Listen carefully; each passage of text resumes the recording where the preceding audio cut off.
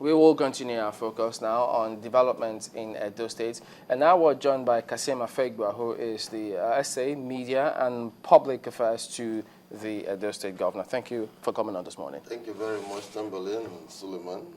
Well, we've heard from Olu Martins. Maybe let's get your perspective. What really is going on? I find it very disturbing that Olu Martins will come here and try to advertise all manners of falsehood, particularly against the comrade governor, the person in the office, and even the House of Assembly. I'm not standing here to speak for the House of Assembly, but I have implicit knowledge of the happenings in the House and also in Edo State. The Edo State Governor, Adams Oshomole, has no hand in what is happening in the Assembly. It is purely an internal issue. But when it has to do with security, he must express some level of concern and also show cause to redress or address the issues. There are quite a number of contradictions, or let me say, inaccuracies that Olu Martins mentioned about. And one of such is the issue of saying there was a court injunction obtained, barring the House from suspending the members, and the House went ahead and flouted a court injunction. And he also mentioned that the state governor flouted the injunction of the arbitration court with respect to the teacher's competency test and all of that. Let me put the record straight. The competency test in Edo State has become one thorny issue that, has been neither here nor there, in terms of the fact that while the people want it, the teachers say they don't want it. And so it's been a ding-dong affair. The current governor is saying that he would prefer to reassure the future of Edo children and lose the elections than not to address that issue, and that there was no going back. When the test was to be conducted, they filed a case at the arbitration court in Akure. While we were preparing for that, the same case file number and everything, they took to Abuja and obtained an injunction. So before the service could get to us, the test was already conducted on a Saturday. And so when we came back, our lawyers looked at it and said, this same case file that was filed in Akure and everything, how come it's in Abuja that they're giving an injunction? Well, they are addressing that to the best of their knowledge. Okay, on the issue of the House of Assembly. Sorry, before I get down, yeah. If the lawyer said that there was a case file, it means the lawyer was aware that the matter had gone to Akure. We were aware that there was a case, but they had not fixed date for hearing of it. But I thought the that arbitration court. If the lawyer had said, look, okay, well, since the matter has gone to court. No, matter going to court doesn't say you should not work. It is only when you have any restraining order or any other. So there was none. There was none as at the time we did that. On the issue of the House, the lawmakers that defected went to approach a court and asking them for two things. One, don't restrain the Speaker from suspending us. Secondly, restrain him from declaring our seat vacant.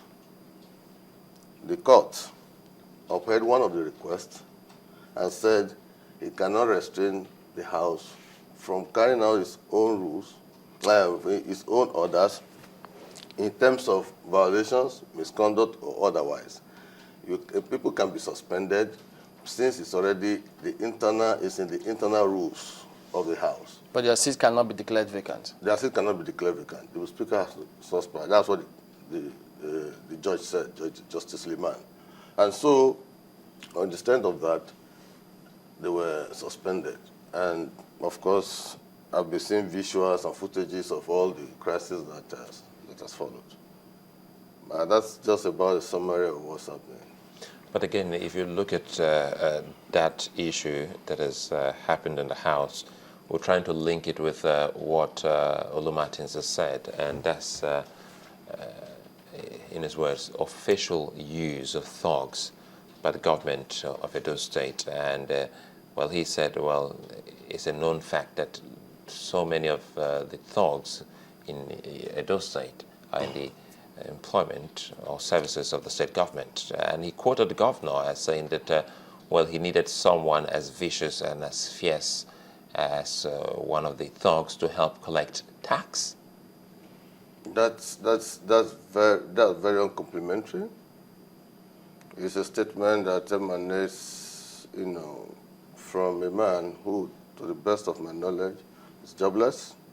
Oh, just a moment, before you go ahead, I mean, it's a question that's been posed. Is it a statement of fact? No, I'm coming to address it.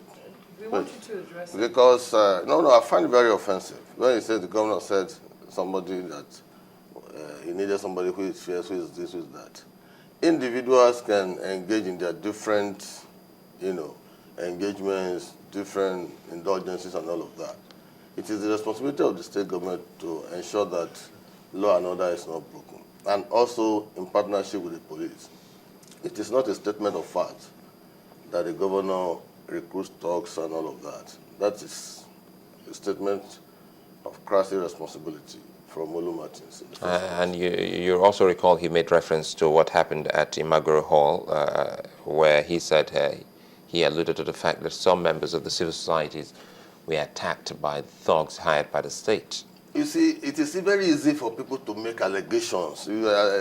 Thugs hired by don't they also know that the Edo electorates and the Edo people have been mobilized, conscientized, sensitized to also demand for their rights, particularly when such rights are being impugned upon?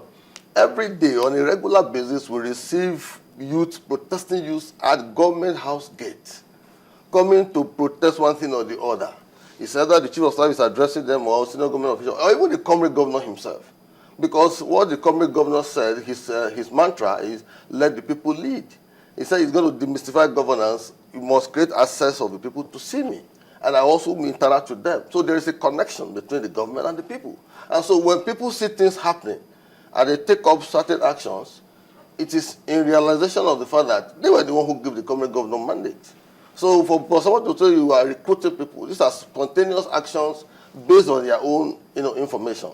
You're saying that there are no known thugs within government, in the government employment. We just need a categorical confirmation, because he's not the first person to allege that. There have been allegations that, the Edo State government has in its employment. How do you describe or qualify a man who is a thug? Because if my understanding is right, it's also possible that Olu Martins could be branded as one.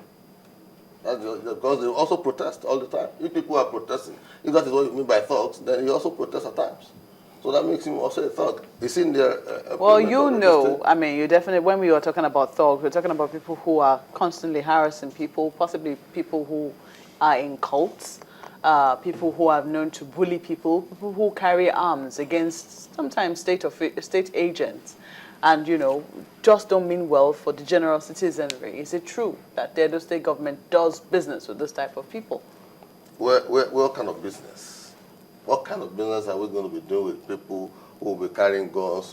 When even in our state, the action of the comrade governor were against street hawkings or those people who are branding as thugs who carry arms and all that is so stiff, to the extent that it's the only governor who even had the courage ab initio to even sign a death warrant for even kidnappers and all of that. So if it's a man who tolerates thuggery and all of that, we think he will do that kind of action. I think it's very convenient for people to make such kind of insinuations, because it is the only way to blackmail the comrade governor.